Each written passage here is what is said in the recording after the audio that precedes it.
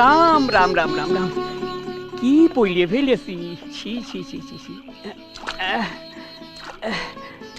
বৌরানী, আপনি একা? ওসব কথা রাখো।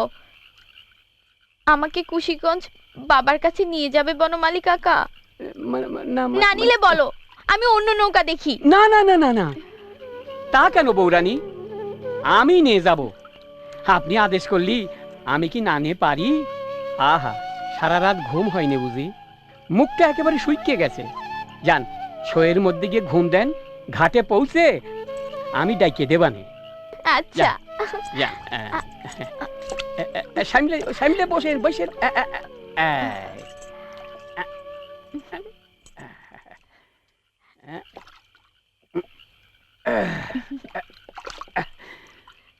দুগ্গা দুগ্গা দুগ্গা।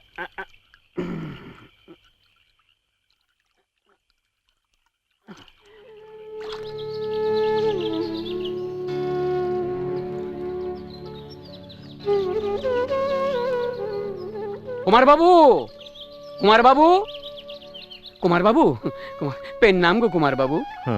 বৌরানী আমার নৌকোয়। হ্যাঁ,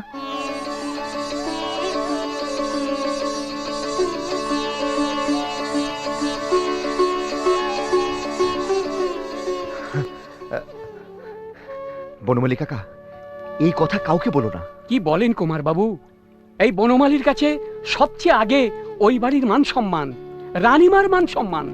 থ্যাংক ইউ। রানীমার মান সম্মান বলেই তো ঘরে বসে থাকতে পারলাম না গো।